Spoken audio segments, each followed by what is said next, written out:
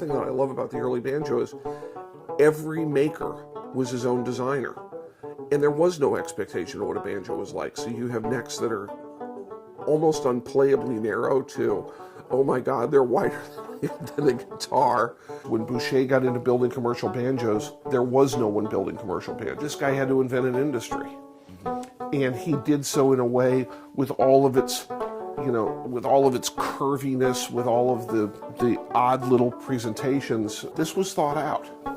And for him to be able to develop this from whole cloth and then market it and make it successful over almost a 20-year period, I think is a great testament to the man. If a museum calls me and they say, we want something, we need it to represent this era, we need it to represent this socioeconomic strata, what have you got? One of the things that I can do is I can pull out Jim Bowman's book and I can pull out the banjo database and I can pull out my templates and go, okay, if I'm in that period myself, what would I want to build?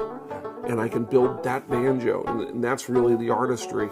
It's a lot of fun. I get to live in the 19th century when I do this. It's a blast. I became the volunteer weekend banjo player at the National Museum of Civil War Medicine. At some point, a couple of doctors came in and they were arguing over a medical kit, and the director of the museum was standing there, and one of the doctors said, well, that Hayes saw that goes in that Herrnstein kit. And I said, well, actually, no, it doesn't. That Hayes saw out of that kit is German. It's not U.S. It's a replacement in that kit. It wasn't built by Herrnstein. It said, I told you so. And the director walked over and said, I didn't know you knew anything about Civil War medicine. He said, you hired a banjo player. And a year later, they offered me a job as the director of education, and I took it. And 2 years after that, I became the executive director of the museum. But I have to honestly tell people, if it weren't for the banjo, I wouldn't be training doctors to go to Iraq and Afghanistan. Yeah, it hurts every time I say that. I use only hide glues. I make all my own varnishes. I don't use any commercial varnish. So it's all original to period? It is all original to period, including the tools. This is completely random pattern.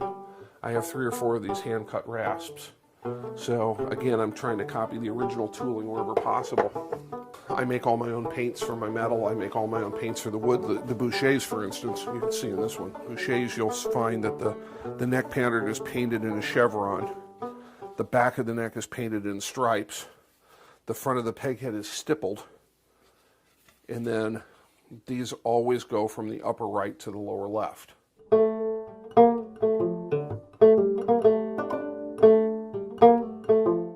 If you gave me the option of a Stuart Thoroughbred with all of the sound but none of the inlay, very very plain looking for the professional who just really needs the sound, and you offered me a gaudy, much lesser lower tier instrument with gobbledygook all over it, that's the one I'd probably choose, just because for me it is as much about the visual as it is the musical.